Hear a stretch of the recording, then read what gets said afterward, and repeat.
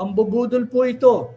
Dahil ngayon daw pong 2026 budget na pinirmahan ni BBM, ang pondo ng PhilHealth ay 129.8 billion.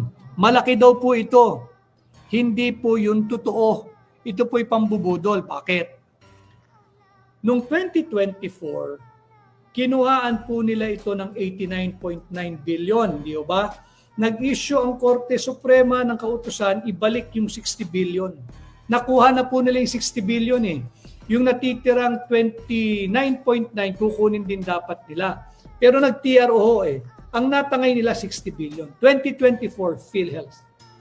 Nung NEP nung 2025, meron pong nakalagay ang Office of the President, si BBM ba, ng 74.431 billion para po sa PhilHealth. Ano pong ginawa nila noong 2025? Last year, zero funding ang PhilHealth. Ano? So pag inad mo ng 24 na kanila pong ninakaw at yung 74.431 billion na kanila ring ninakaw sa NEP noong 2025, ang kabuuan po dapat combined noong taong 24 at 2025 ay 134.431 billion. 2 taon po yon, 24 at 25. Paano sasabihin nilang historical itong PhilHealth budget? Eh kulang pa nga yung ibinalik ninyong 129.8 billion ngayon 2026.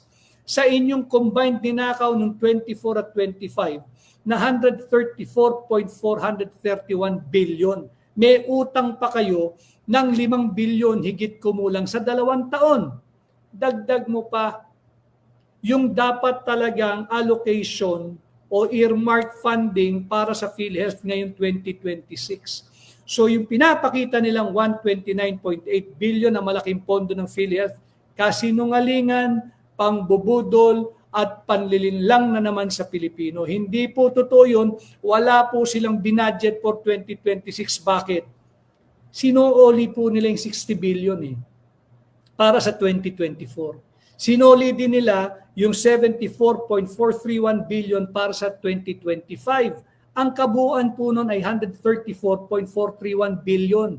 Kulang pa ho yung in-earmark nila for 2026 pang soli ng pondo ng 24 at 25. Zero funding na naman po ang PhilHealth ngayong 2026. Iyan ang masaklap na katotohanan. Huwag po kayong magpapabudol, ginagabayan ko po kayo.